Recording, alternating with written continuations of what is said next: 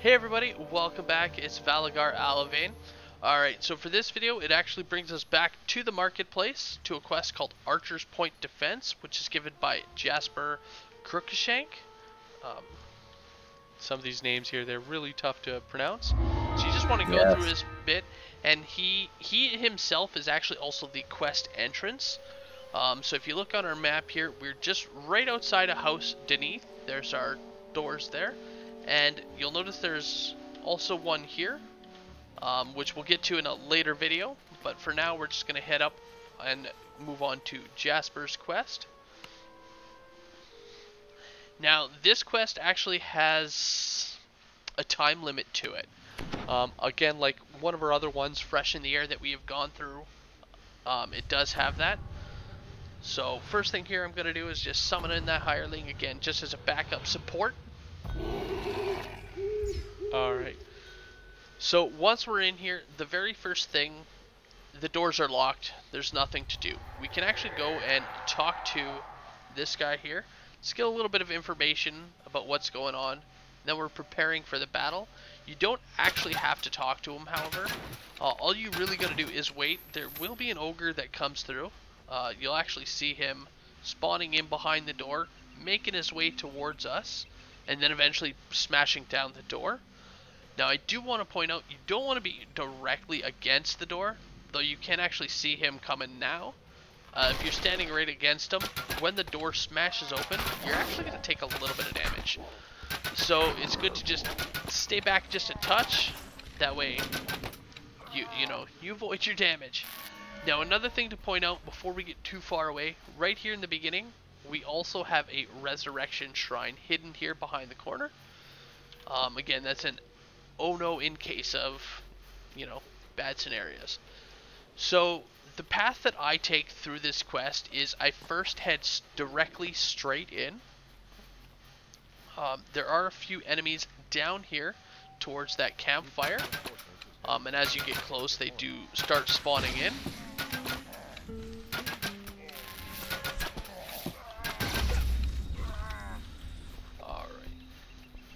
So that's the first group of enemies here that we got to deal with. Again, it does require you to slay at least 45. And then, again, optional for the Ogre Shaman, which of course we're going to do. We do all the optionals here. So the next path that I take would be the left path out of the door. Or if you're coming back up the hill, it would be heading off to the right. So heading north, up around the side of the fort. Again, the reason I take this path next is, again, it is another dead end, but it is required in order to get the full bonuses here. So this one does have a few more enemies than our last encounter at that first campfire. So just be prepared, and we also seem to have an Ogre Shaman here.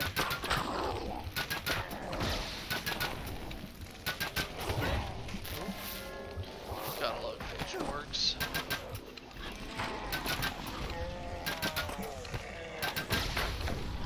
Alright. Once you have killed everybody, you'll notice just behind us here, we do have a chest. Now again, nothing special out of here, just random loot. Once you've gone through both of those sides, all that's left is to head towards the end of the quest. Now, again, if you are having trouble killing, this may not be the quest for you, as the amount of time that they give really isn't a lot of time to begin with. And if you're a little bit slower killing, you may actually end up running out. But yeah, with a group, it's not usually too bad. You would need a high damage capacity to run this solo. Valagar here is, well, as you've seen from his previous videos, he's pretty good at killing stuff. Yeah, I do tend to make even some of the difficult quests look a little bit easier. So, yeah, don't get that misconstrued. These are, especially on Reaper difficulty, some of them can be fairly challenging quests. This one is a little rough, as you see, with a few points there are large groups of enemies, and enemies such as ogres, which do get that really hard-hitting attack. And with such large groups, often comes, you know, when you're doing it on Reaper difficulty, often comes in those Reapers as well. So, you know, large groups can definitely be very dangerous things to deal with. Yes, and with high crowd control abilities as a bard's fascinate can make large groups of ogres look trivial as they stand there listening to my beautiful music. Exactly there. Alright, so once you're done, you'll see the path here that we're taking. We're just heading up and around the corner. We're actually going to have a small little ambush here. A couple of wolves on the path, and as you saw, the enemies on the counter. Again, as you can see, you know, we did quickly hit green alert. So, it is, again, they really like throwing these fairly large groups of enemies at you. Alright. And as I'm a returning player, as I keep seeing my hireling die, the death still says flawless victory. Did they remove the hireling fault to that? That actually is, so I can get into that there. So previously in the game, if someone has died, you would lose the 10% flawless victory bonus. If you had lost a hireling, it would have removed 5% of that. Basically, they were acknowledging that, you know, it's still a hireling. We're not going to give the full negative there, but there was still a death. Now, however, these bonuses are based by individuality.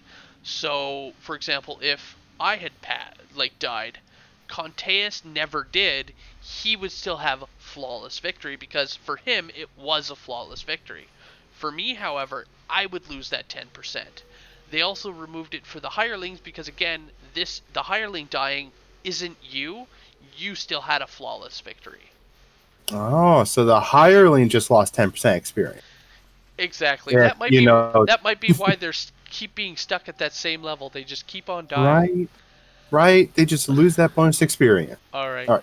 So one other thing. So down there is going to be the end of our quest. But right behind this tree, we actually have our ogre shaman. So he likes to hide right behind here to stay out of trouble. Down here, we actually have two groups of enemies. There's going to be one over by the cart, as well as there's also one wandering here. As you can see, they spawned in once we get down here. So just be aware that you don't go running off right away. The other thing to note, if you want the full bonus, you actually got to run past them there and just grab these breakables. Now, I definitely recommend, again, something with a burst or like a cleave. Something that can break multiple boxes here. Alright. So that's down. All that's left now is to kill the fascinating creatures. So if you take them all out there, you'll notice that as you're going through it, they all die. And then once you see the chief, who actually isn't a named creature, he is the end completion. So once he is dead, that's it. That's all. As long as you've also reached the other objective of 45 enemies killed. And once you've done that, that is it. Now you are awarded with 2 chests. So we have the one here that was located in all those boxes there. As well, we have one tucked away here behind the caravan. I guess it was loot from a previous adventure. But yeah, so that was that one. As you notice, right at the end, we had only about 4 minutes left.